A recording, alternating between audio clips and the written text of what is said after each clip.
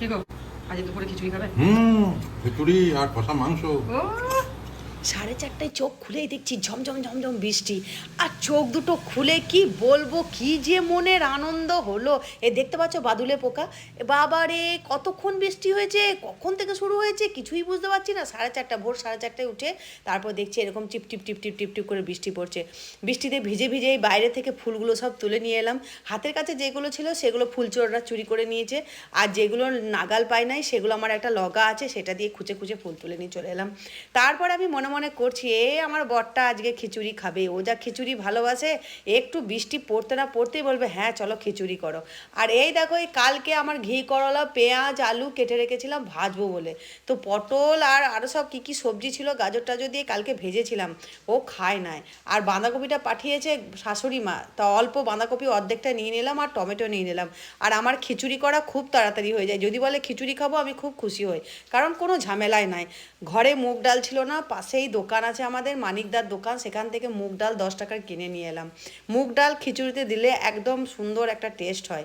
মুগ ডালটা এই যে শুকনো কড়াইয়ে ভাজছি। আর এই দেখো মসুর ডাল, মুগ ডাল মসুর ডাল এমন পরিমাণে দিতে হবে চালের সমান সমান। যদি চালের সমান সমান মুগ আর মসুরি পড়ে গেল, তাহলে তোমার ফ্রিজে সবজি রইলো কি না রইলো কিচ্ছু এসে যায় না। কিন্তু তোমাকে ডালটা ঠিক মতন দিতে হবে, ডাল কম দিলে খিচুড়ি একদম বেমানান বাজে হয়ে যাবে। সকালে অস্বাস্থ্যকর চর্বি দিয়ে ঘুগনি করেছি, আর তারপর বললাম রুটি বানাবো, আমি অপেক্ষায় ছিলাম, যদি বলে না বানাতে হবে না তো খুব ভালো হয়।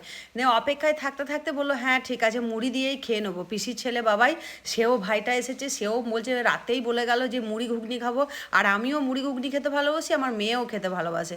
আর ওই দেখো তেলে গোটা জিরে, রান্নার কোনো ঝামেলা নাই, কিচ্ছু না, শিখে নেবে। কত সহজে আমি রান্না করি, খুব তাড়াতাড়ি রান্না করতে হয় বাপু, আরও অনেক কাজ আছে। এই দেখো জিরে শুকনো লঙ্কা তেজপাতা ফোড়ন দিয়েছিলাম, আর তেলটা দেখতে পাচ্ছ অনেকটা দিয়েছি, কারণ এই সবজিগুলো মচমচে করে ভাজতে হবে। সবজিগুলো না ভেজে, মশলাটা না ভেজে, তেল না দিলে ভাজা যায় না। আর ওই দেখো চালটা আর ওই যে মুসুরিটার মুগটা ভেজে রেখেছিলাম মানে শুকনো কড়াইয়ে, তারপরে জল দিয়ে ভালো করে ধুয়ে চাল বাঁধাকপি টমেটো ডাল সব একসাথে হাঁড়িতে রেখে দিলাম। আর এইদিকে দেখো কড়াইয়ে ওই যে ঘি করলা আলু পেঁয়াজ ওগুলো সব ভাজতে লাগলাম। নুন হলুদ এমন দিলাম যেন চালের খিচুড়ির পরিমাণের মতন নুন হলুদ দিয়ে দিলাম। ভাজা ভাজা করতে করতে ভাজা ভাজা করছি, আর এইদিকে দেখো জল দিয়ে দিচ্ছি।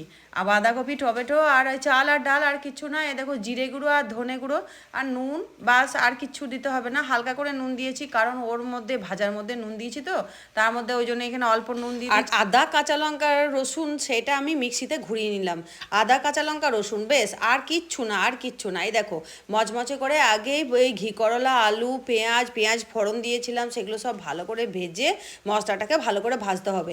মশলাটা যদি ভালো করে না ভাজা যায় তাহলে একটা গন্ধ ছাড়বে, সেই জন্য মশলাটাকে দিয়ে পরে আর তেলটাও দেখো কত পরিমাণে দিয়েছি, আচ্ছা করে ভেজে নিলাম। আর এই দেখো চালে ডালে সব মেশানো আছে, বাঁধাকপি ভাজতে হয় না, বাঁধাকপি না ভাজলেও চলে যায়। তো ওইটা আমি উনুনে চাপিয়ে দিলাম, দেখলাম হ্যাঁ এবারে সেদ্ধ হয়ে এসেছে, মানে কিছু একটু মানে অল্প সেদ্ধ হলেই যখন চালে ডালে মিশে যাবে। আর এই চালটা দেখছো, এই চালটা মিনিকেট চাল নয়, এটা চালটা কুকুরের চাল, মানে আমাদের রেশনের চাল। এই আমি রাস্তার কুকুরে যে ভাত দিই সেই চালটা, সেই চালটাতে খিচুড়ি খুব ভালো হয়। স্বর্ণ চাল থাকে তো খুব তাড়াতাড়ি সেদ্ধ হয়ে যায়, সেই জন্য ওই রেশনের চালটা দিয়েই খিচুড়ি করি, যখনই খিচুড়ি করি তখন ওই রেশনের চালটা।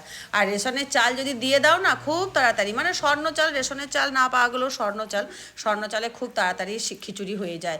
আর মসুর ডাল তো কতক্ষণ লাগবে, মুগটা একটু টাইম লাগে কিন্তু বেশ তাড়াতাড়ি আমার হয়ে যায়। আর এই দেখো আর কিচ্ছু না গো, কিচ্ছু না, যা যা করার কাণ্ড করে দিয়েছে। এই দেখো একটু বেশি করে 1 চামচের থেকে একটু বেশি ঘি দিয়ে দিলাম। ও ঘরটা যেন মোহ করছে জানো, এই খিচুড়িটা যদি হয় না শুধুই খিচুড়িটা খাওয়া যাবে, আর অন্য কিছু লাগবেই না। তো এই খাসির মাংস কিছুটা রাখা ছিল ফ্রিজে, বাবাই এনেছিল পার্টি হয়েছিল, সে কিছুটা রাখা ছিল। আর এই দেখো এটা রাস্তার কুকুরের ভাত, আর এই দেখো খাসির মাংস, এটা কত হবে ওই 700 গ্রামের মতন হবে। মাংসটাকে আলু দিয়ে করে দিলাম।